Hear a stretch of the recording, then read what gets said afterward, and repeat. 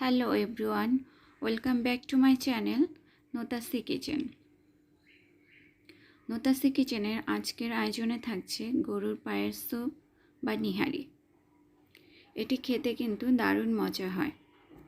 অনেকে মনে করেন নিহারি রান্না করাটা অনেকটা ঝামেলার,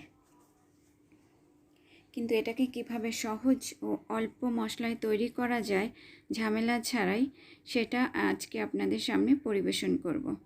চলে যাচ্ছি মূল রান্নায়। এখানে আমি একটা হাঁড়িতে গরুর পায়া নিয়েছি 2 কেজি। গরুর পায়াটাকে আমি প্রথমে খুব ভালো করে পরিষ্কার করে নিয়েছি। এরপর ফুটন্ত গরম পানিতে 10 মিনিটের মতো রেখে আবার পানি দিয়ে ভালোভাবে 3-4 বার পরিষ্কার করে নিয়েছি। এটাকে খুব ভালোভাবে পরিষ্কার করে নিতে হবে, না হলে এর গায়ে ছোট ছোট হাড় মতো লেগে থাকে, যেটা গলায় বেঁধে যাওয়ার সম্ভাবনা থেকে যায়। মশলার মধ্যে যা যা দিচ্ছি, প্রথমে 2 কাপ পেঁয়াজ কুচি, রসুনের কোয়া 20টার মতো, আদা বাটা 2 টেবিল চামচ, দারুচিনি 5 টুকরা, এলাচ 6 থেকে 7টা,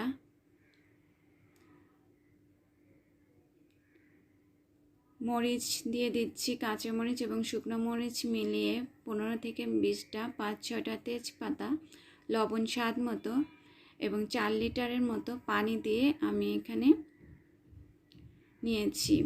আপনারা আপনাদের পায়া যতটুকু হবে তার 2 থেকে 3 গুণ পরিমাণে পানি দেওয়ার চেষ্টা করবেন। এরপর দিয়ে দিচ্ছি 2 টেবিল চামচ ধনে গুঁড়ো এবং 1 টেবিল চামচ জিরের গুঁড়ো দিয়ে খুব ভালোভাবে মিশিয়ে নিয়ে এটাকে আমরা চুলায় বসিয়ে দেব।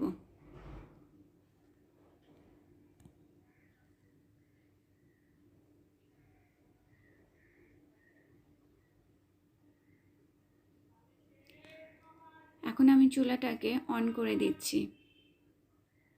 এটাকে লম্বা সময়ের জন্য চুলায় জাল করতে হবে, তাই খুব বেশি নাড়াচাড়া করার দরকার নেই। আধা ঘন্টা পর পর এসে একটু নেড়ে ঢাকনা তুলে নেড়ে দিলেই হবে।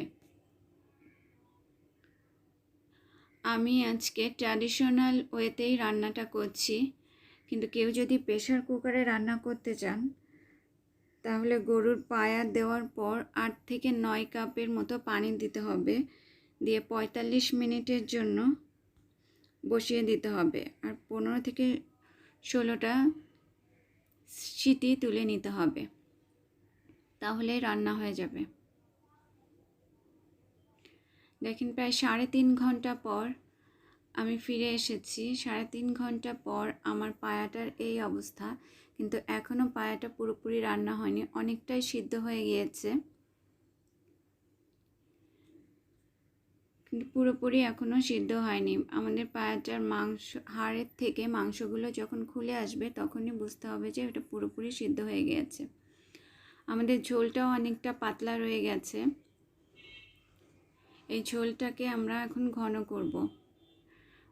আমি স্ক্রিনে দেখতে পাচ্ছেন একটা ফ্রাই প্যানে 2 টেবিল চামচ ময়দা দিয়ে সেটা ভালোভাবে ভেজে আধা কাপ পানিতে গুলে নিয়েছি। এবার সেটা এটার মধ্যে দিয়ে দিচ্ছি। আর এই পর্যায়ে আমি হাফ কাপ তেঁতুলের কাট করে নিয়েছিলাম, সেটা দিয়ে দিয়েছি। কোনো কারণে আমার ক্যামেরা থেকে ছবিটা মুছে গিয়েছে, যার জন্য আমি আপনাদেরকে দেখাতে পাচ্ছি না। আমি আন্তরিকভাবেই দুঃখিত।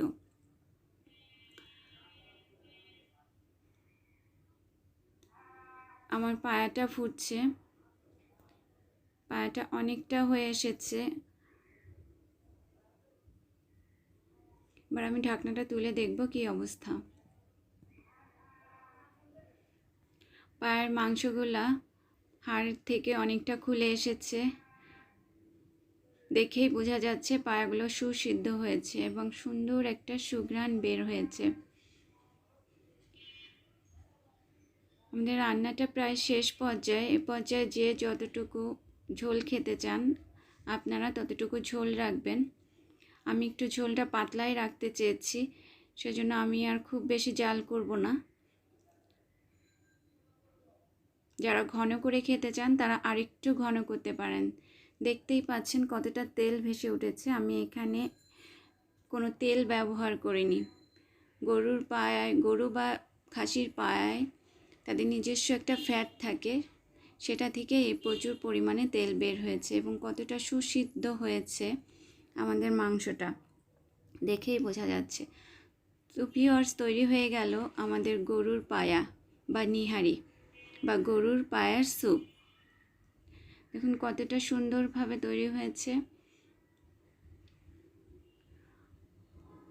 আমার এই রান্নাটা যদি আপনাদের কাছে সহজ লেগে থাকে এবং আমার চ্যানেলটাকে প্লিজ সাবস্ক্রাইব করবেন এবং পাশের বেল বাটনে প্রেস করে রাখবেন, যাতে সবার আগে নোটিফিকেশনটা আপনার কাছে পৌঁছে যায়। এবং ফ্রেন্ডস এবং ফ্যামিলির সাথে শেয়ার করতে ভুলবেন না। অবশ্যই লাইক, কমেন্ট এবং শেয়ার করবেন। সবাই ভালো থাকবেন, সুস্থ থাকবেন এবং আমার জন্য দোয়া করবেন। আল্লাহ হাফেজ।